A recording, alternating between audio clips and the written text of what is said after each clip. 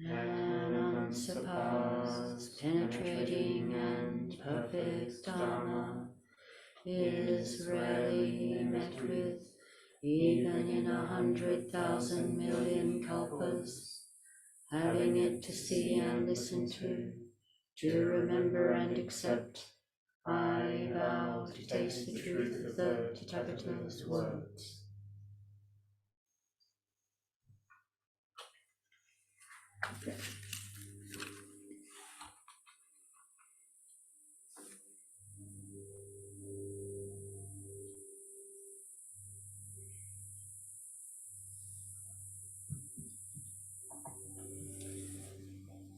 So good morning and good afternoon to Kai.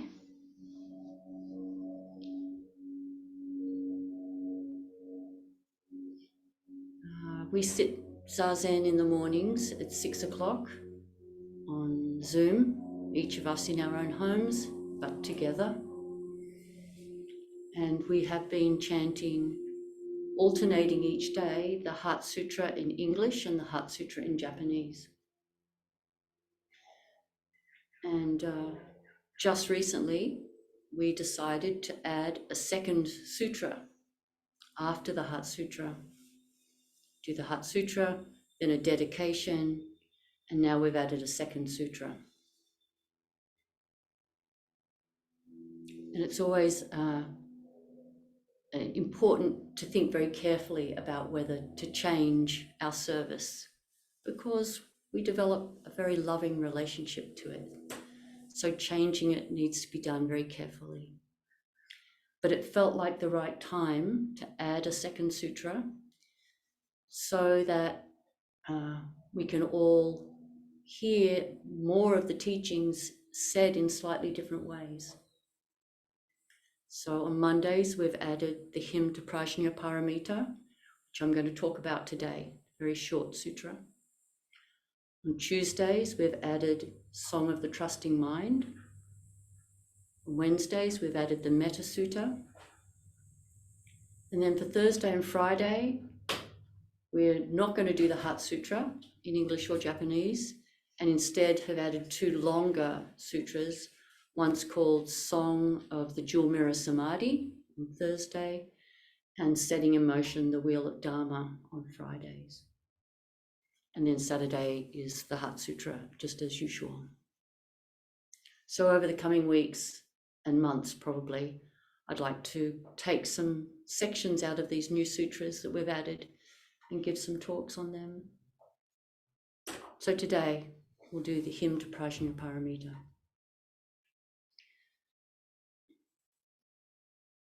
So I'll just recite it because it's quite short, and then go through it line by line. Homage to the perfection of wisdom, the lovely, the holy. The perfection of wisdom gives light. Unstained, the entire world cannot stain her. She is a source of light, and from everyone in the triple world she removes darkness. Most excellent are her works. She brings light so that all fear and distress may be forsaken, and disperses the gloom and darkness of delusion. She herself is an organ of vision. She has a clear knowledge of the own being of all dharmas, for she does not stray away from it. The perfection of wisdom of the Buddhas sets in motion the wheel of Dharma.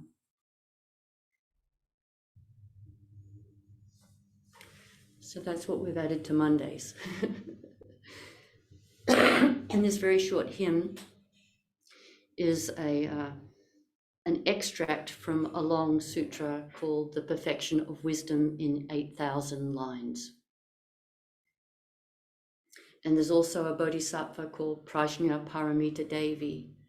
And it's kind of not that common for us to have a verse where it's in the feminine. So that's kind of interesting.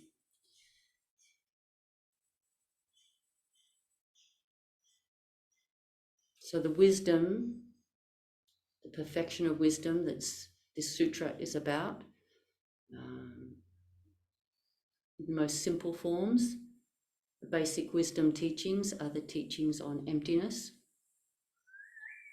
no thing in particular, no thing created by itself, of itself, teaching on emptiness. The lack of essence, svabhava, the lack of a kind of essence in each thing, and the illusory nature of phenomena. Just briefly, you could say, these are the core wisdom teachings. You can spend a lifetime getting to know them.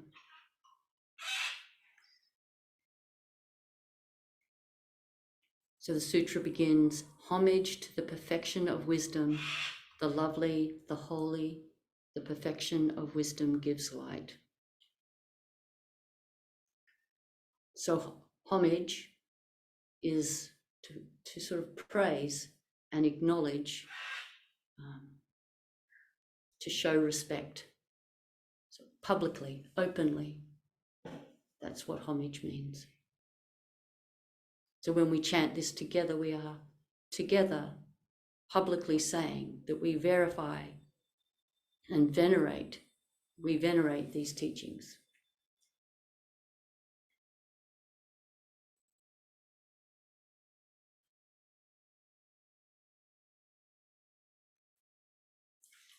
And a very simple way to maybe think about the emptiness teachings, just on a sort of a practical way, is to become aware that we add a lot of things to our experience. We add concepts to our experience. We add language to our experience. We add lots of ideas to our experience. And just as a way to kind of feel ourselves into these teachings, we can practice kind of just not doing that as much. Consciously seeing if we can, when we're walking down the street, for example, see if we can notice that our mind is engaged probably in a lot of different thoughts, and see if we can just simply be with the experience that we're having. And I had this lovely little experience with my grandson the other day. He dropped the older children off at school, and we were walking home, and he has this tendency of just narrating his own mind to me while we're walking. Instead of his mind just happening inside his head, he narrates it to me, which is very sweet. It shows a lot of trust and comfort that he just as happily narrates his own mind to me. And so as we were walking along silently for a bit, some birds, I think they're a type of dove. I still need to get to know Canberra's birds with the little pointy thing on their head. They took off, and their wings make a much louder sound than most birds, and you could hear the air whistling through the sound of their wings. So that happened, and he said, I can hear the birds' wings moving. He just said that to me. I can hear the birds' wings moving. And then a little bit later, 30 seconds or a minute or so later, 2 dogs started barking. And he said, I can hear the dogs barking. One's over there, one's over there. And then he picked up a rock. This rock is grey and pointy.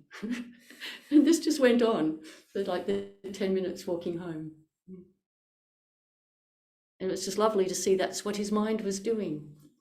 He wasn't trying to land heavily on anything and have an opinion about anything. His mind was just very flexible and responding to this phenomena as it was arising and falling in front of his senses. And a sweet part of that whole experience for me is that my mind was actually doing something similar. I heard those birds. I heard those dogs. I didn't particularly think about the grey rock being pointy. But it was nice to feel like, practice really works. My mind was also just being fairly soft and flexible with what was happening, with a little bit of the adult part of me having to notice, are there any cars? Is he at the side of the road? Just appropriately needing to do that kind of thing.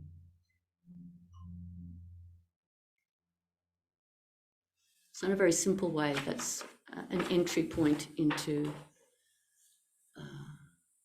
letting go of our habit of seeing things as fixed and solid, so we can just flow with as things arise and as they fall away in front of us, just to enjoy them as they come and go.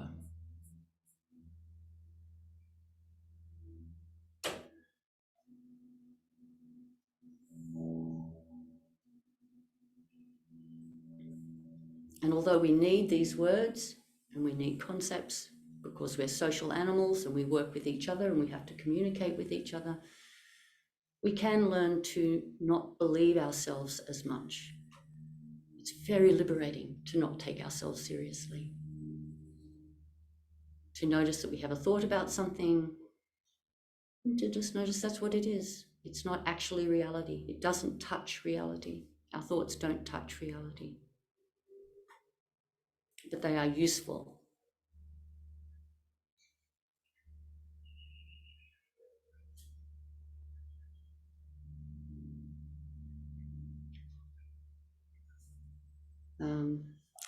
This particular hymn has also got a lot of very positive language in it. Even though it's referring to the emptiness teachings, it's doing so with a lot of positive language. There's words like joy and light. And the Mahayana teachings, even fairly early in India before they moved to China, even then there was this quality of wanting to really bring the joyful aspect, the sort of positive, you could say, aspect of the early teachings into the discourses that were being written. And this hymn, is an example of that. So the early teachings emphasized impermanence, no self, suffering, the sort of fact of suffering, fact of delusion,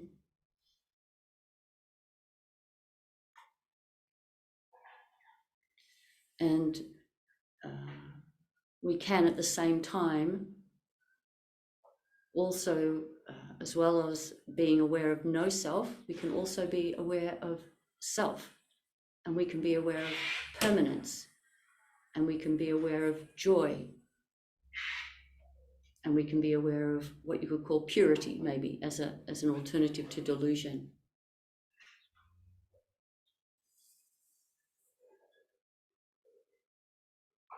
So just to go through those sort of set of four and their companion, although the teachings are about impermanence, and that can initially feel a little unpleasant, that things that we love will pass away, will disappear, things that we love will break, things that we love will get lost, will be taken from us. Impermanence also is why we can live. If we didn't have flux, if we didn't have this movement, our lungs wouldn't open, wouldn't expand and collapse. The air wouldn't go in and out. Our bodies wouldn't grow. The constant shift is life affirming. Life requires that kind of movement. Life's not static. And even the non-sentient world is not static. Mountains are not static. Rivers are not static.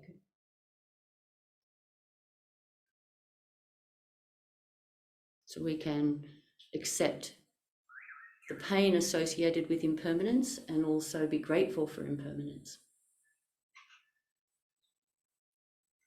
On the most simple level, it's really good that old people die so that there's room for new babies to come in. Just on the most simple level, we need that movement for freshness.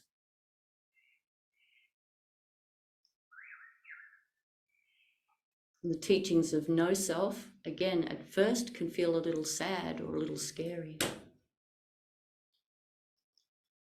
But to realize that there's no self that we have to defend, no separate independent self that we have to make sure people like or make sure people approve of, or any of those things that normally cause so much distress. We can see that essentially there's no independent self. It's very liberating, very freeing.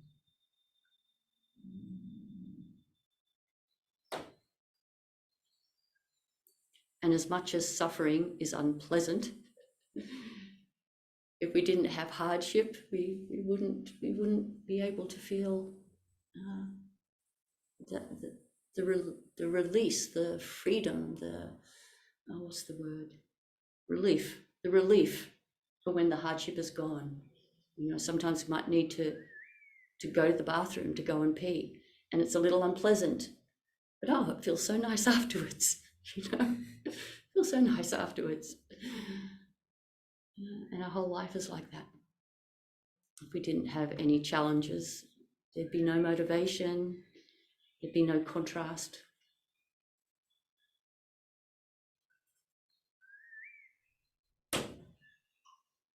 And this is not, of course, to make light of suffering, because it's difficult.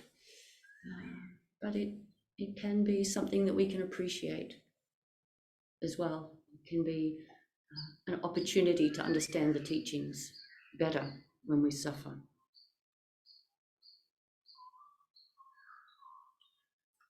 And the same thing with delusion.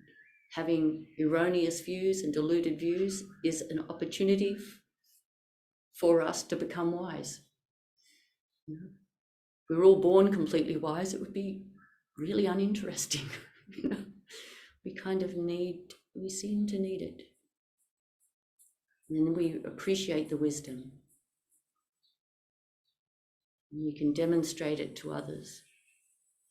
And then they can also continue with that process.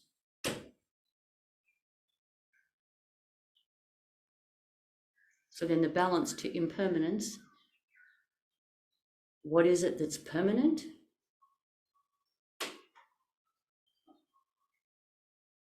Now is permanent. Here and now is permanent. And that's a great thing for us to really appreciate the permanence of now.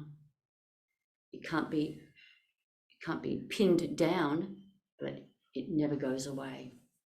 And that's what we always have. Our awareness of what's arising, like my grandson. I can hear the birds' wings. I can hear 2 dogs barking. This rock is pointy and grey. That awareness is this incredible gift that we always have. And so much of the time we forget about it. So much of the time we're distracted. Our awareness is focusing on our thoughts, but we're not even aware that that's what we're doing. We're just kind of swimming in the pool of thoughts. But even to be aware that we're thinking and what we're thinking about is great. That's being in the here and now. We're always in the here and now, but that's noticing that we are in the here and now. And there's also a self, as well as the teachings of no self, there's a self. And I think there's a couple of ways we can think about this self, just in the sense of conventionally, we have this body and we need to look after it. We need to feed it, give it water, make sure it gets rest and has friends. There's that conventional sense of self that we do need to care for. But there's also sort of true self, or Buddha nature, which is our collective self. There's a collective self.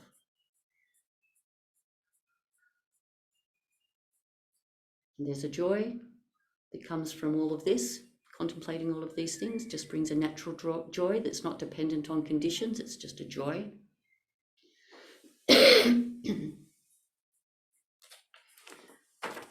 And there's a purity in that we can see that essentially everything is unstained. Essentially everything is fine. And that's actually the next line in the hymn is, unstained, the entire world cannot stain her. We've spoken of this often. Buddha nature pervades the whole universe, existing right here now. Unstained. Babies are born innocent beings. They're not born lazy. They're not born greedy.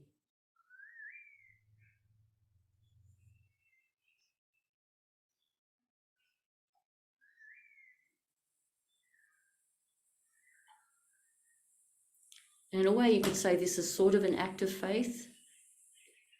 The Buddha nature pervades the whole universe, or in another religious tradition, you could use other language. That everybody is created in the image of God, or whatever language people use in different traditions. In a way, it's an act of faith, but it's an act of faith that we can verify through examination. We can take that little leap of faith and think, maybe this is true, and then we can just keep examining it, looking at people, looking at things, and verify it for ourselves. It's not a blind leap of faith. It's very verifiable for us.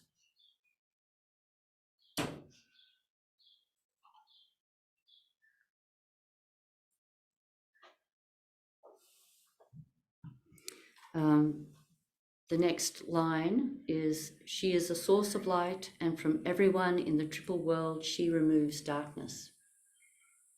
So I had to look up triple world because there's so many triples in Zen. It's hard to keep track of them all. But this particular triple world is the triple world. What the first is of desire.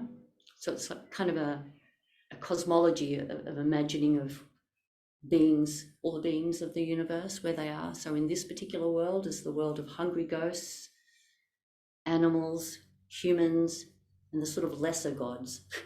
And so this is the world of desire, where we are attached.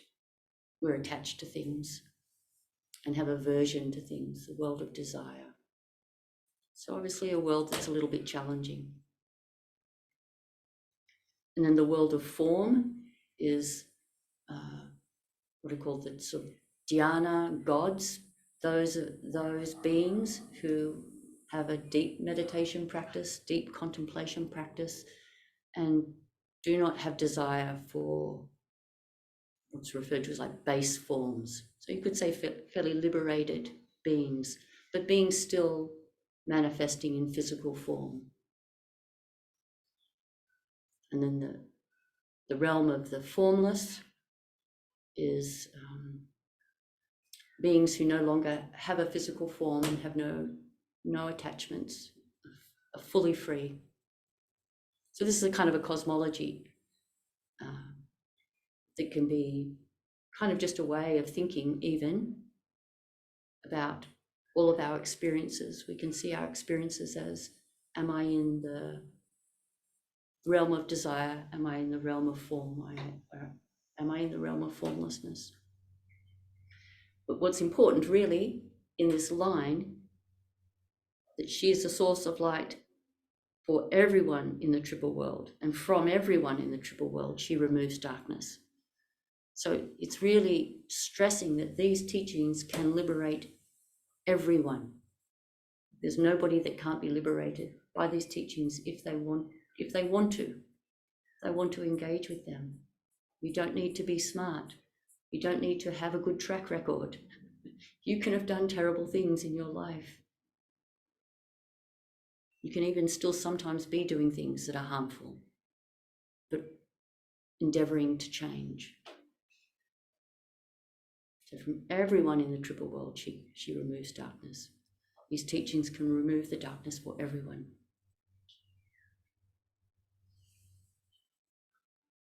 There's no place that the light of these teachings can't reach. Just like that the sun doesn't discriminate on who it lands upon. Successful or unsuccessful, famous or defamed, the sun still shines on you. Same with these teachings.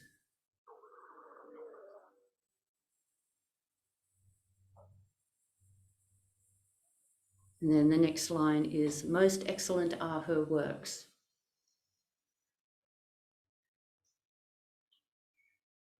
And just like with my grandson, one of the things we do in Zazen is just relax and appreciate ordinary life. We just relax and appreciate the sound of the wind going through those trees. There were dogs barking while we were sitting, birds making their calls, creaking in the zendo. And this can translate into ordinary life where we appreciate the cup that we pick up and the cupboard that it comes from, the carpet that we walk on, the shoes that we put on our feet, the feeling of rocks as we walk, of gravel when we're barefoot.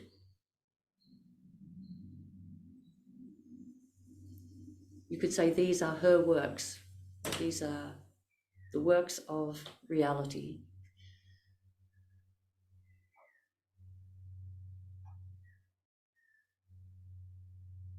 And they're so much more interesting often than the repetitive thoughts in our mind. Not always. Sometimes the repetitive thoughts in our mind are very interesting. But often they're not as interesting, actually. It's just the world. Most excellent are her works.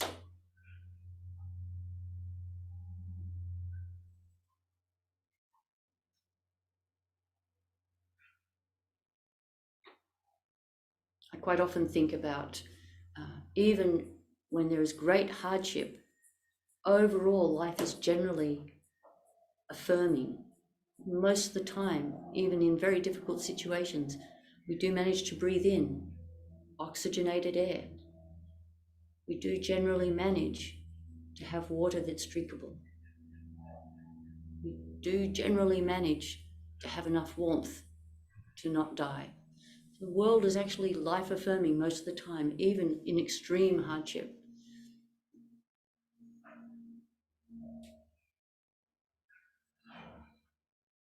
We usually find a way to have some companions, even for some people, it may be a cat or a dog, or it might be the natural world. Or for someone incarcerated, it might be just a small window that lets some sunlight in. Occasionally they can see a bird go past.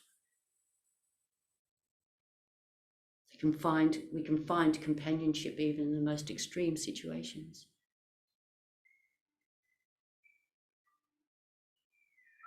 And the next part is, she brings light so that all fear and distress may be forsaken, and disperses the gloom and darkness of delusion.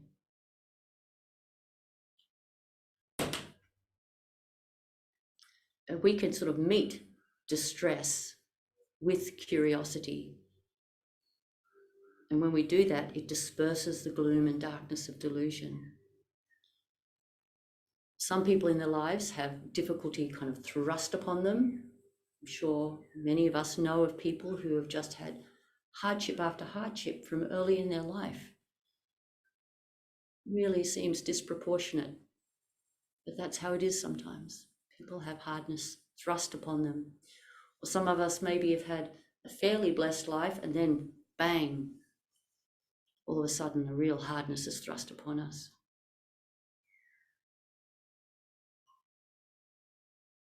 The obvious places are losing people that we love, divorce or losing a relationship breakups, family conflict, financial distress. Sometimes they're thrust upon us, and other times they're actually hardships we sort of take on intentionally, which we do in our tradition. We go into retreat, we sit for hours every day and learn to sit with the pain in the knees, or how to manage the pain in the knees, how to sit with the restless mind and not just go off and get distracted. And all of my teachers, when I reflect on it, all of my teachers have either had difficulty thrust upon them and also have taken on these disciplines that are difficult, or they've taken on disciplines that are difficult. But all my teachers, when I look over their lives, I have great respect for how they've navigated difficulty. and it's dispersed the gloom and darkness of delusion for them.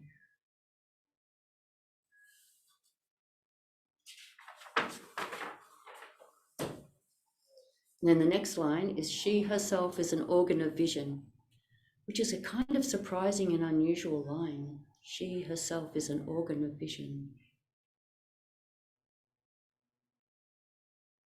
Not only are there the emptiness teachings, there's the seeing of the emptiness teachings. I think this is what we can take from this line. That's our task, for us to see in everything around us, to see with our eyes and hear with our ears the emptiness of all phenomena, and to appreciate that. And to appreciate that there's always the other side, the empty and the full. I mean, the Heart Sutra says that over and over and over. Form is emptiness, emptiness is form. Suffering and no suffering, they go together, to see the whole thing.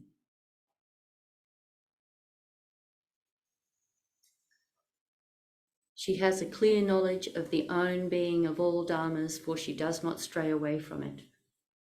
This is a bit of a confusing line.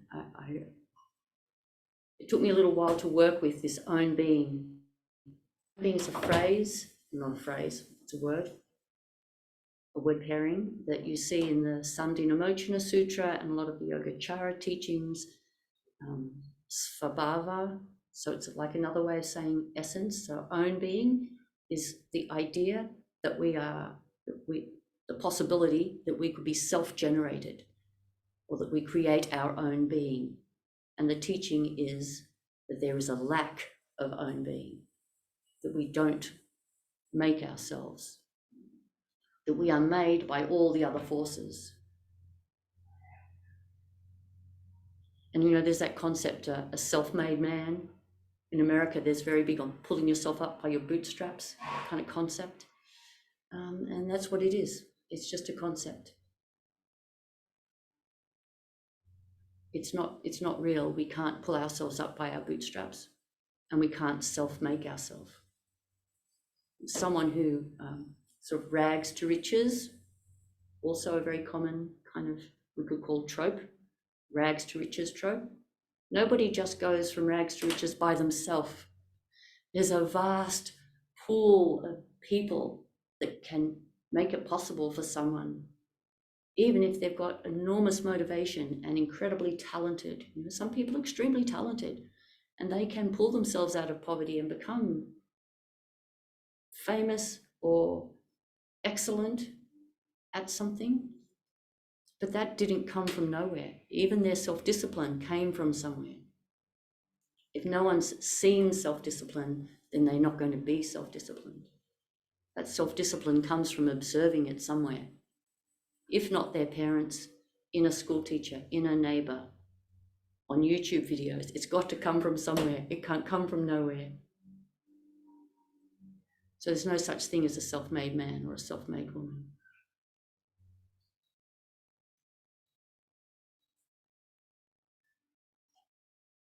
So when it says she has the clear knowledge of the own being of all dharmas, we kind of in brackets say she has a clear knowledge of the lack of own being of all dharmas, for she does not stray away from it.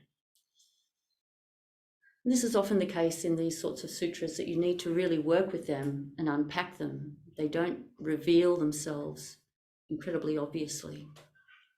And that's good, because the work that we do then means they become our own teachings. We understand them for ourselves. We've done the work so that we can understand them for ourselves.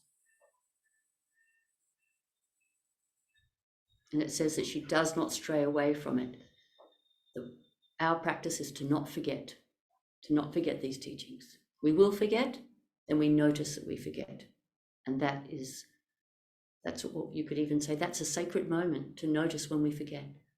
We forget, we notice we forget, and endeavor to do better, or to endeavor to not forget next time. And it just goes on like that. And then the last line is, the perfection of wisdom sets in motion the wheel of Dharma. This image of the wheel of Dharma is really beautiful. That when we are more aware of the present moment, it cultivates compassion in us. When we are compassionate to others, it deepens our wisdom of our interconnectedness with all beings, which causes us to be more compassionate, which turns that wheel of wisdom, and it just keeps turning and it spreads. So the wheel of wisdom, the wheel of the Dharma turns through this relationship between compassion and wisdom, compassion and wisdom.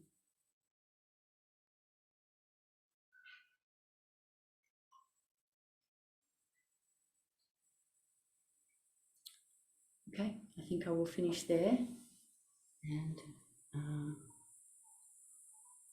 see if anybody would like to comment or ask a question.